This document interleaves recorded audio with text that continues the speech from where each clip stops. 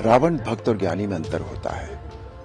भक्त चाहे मूर्ख हो, परंतु हृदय का सच्चा और मन का सरल होता है।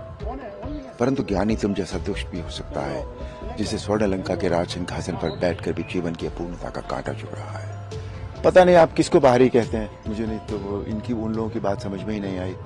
अब यहाँ के कितने ही लोग हैं, सब भ्रात लोग हैं जो जिनके बच्चे यहाँ से 10th करके अमेरिका चले जाते हैं, फिर वो वहीं रह जाते हैं, वहां से नहीं आते, तो क्या वो बाहरी हो जाते हैं? मेरठ में दूसरे चरण की वोटिंग की प्रक्रिया शुरू हो गई है और यहां पर अब इस बार मुकाबला कड़ा और दिलचस्प नजर आ रहा है। जहां इस बार भारतीय जनता पार्टी ने अरुण गोविल को मैदान में उतारा है, तो वहीं कांग्रेस और सपा की साझा उम्मीदवार सुनीता वर्मा है। वहीं बसपा ने इस बार देवव्रत त्यागी को टिकट दिया है। और पिछले 6 बार के चुनाव देखें तो मेरठ में ये पहली बार है कि कोई भी मुस्लिम प्रत्याशी इस बार के लोकसभा चुनाव में प्रत्याशी के तौर पर मैदान में नहीं है। आपको बता दें कि मेरठ में 36% मुस्लिम आबादी है, लेकिन इसके बावजूद भी कोई भी मुस्लिम प्रत्याशी मेरठ में किसी भी पार्टी या निर्दलीय की तरफ से नहीं सामने आया है। और इन सब को लेकर आज मेरठ में शुरू सुबह से ही वोटिंग जारी है। और वोटिंग के दौरान हमने जब भारतीय जनता पार्टी के प्रत्याशी अरुण गोविल से बात की, तो सुनिए उन्होंने क्या कुछ कहा। मैं सबसे यही कहना चाहता हूं कि अपना वोट आप जरूर डालें। जो वोटिंग परसेंटेज है वो हमेशा ज्यादा होना चाहिए, बिल्कुल, क्योंकि ये हमारा कर्तव्य है देश के प्रति, हमारा अधिकार है हमारे प्रति, तो हमें अपने वोट का प्रयोग जरूर करना चाहिए, मताधिकार का प्रयोग होना चाहिए, सब लोगों को वोट डालना चाहिए।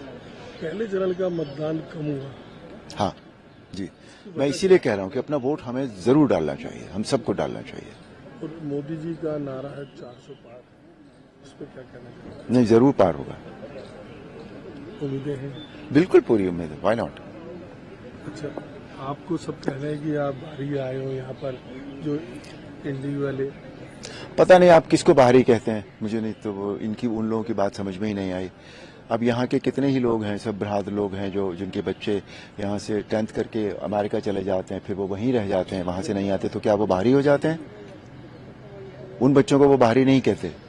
मैं यहाँ पैदा हुआ, मैं यहाँ पला बड़ा, मेरी परवरिश यहाँ हुई, मैंने स्टडीज यहाँ से की, तो मैं बाहरी कैसे हो गया, मुझे समझ में नहीं आता ये बात। आप हर जगह जाते हो, कुछ ना कुछ बोलते जरूर हो, रावण पे या राम जी पे। जी जी जी, कुछ बोलो। हाँ, लोगों का मन करता है कि मैं कुछ बोलूं। कुछ बोल के सुना दो हमारी आम जनता के लिए।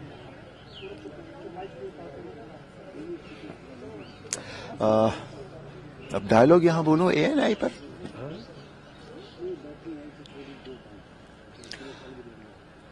श्री राम ने रावण से कहा था, रावण भक्त और ज्ञानी में अंतर होता है।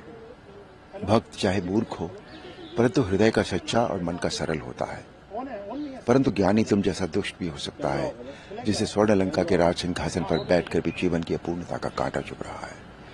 तुम्हारे जीवन में इस समय अशांति, चिंता और तड़प के अतिरिक्त और कुछ भी नहीं है। तुम्हारे जैसे हर दुराचारी को एक समय इस बात का आभास हो जाता है कि उसका अंत समय निकट आ गया है, और तब वो एक घायल सांप की भांति अपनी सुरक्षा की बिल ढूंढता फिरता है, लेकिन उसे कहीं सुरक्षा नहीं मिलती। वही अवस्था इस समय तुम्हारी है, और इसी का नाम है दुर्दशा। क्या उम्मीद है आपको इलेक्शन पे अपने लिए? नहीं, पूरी उम्मीद है, 100%।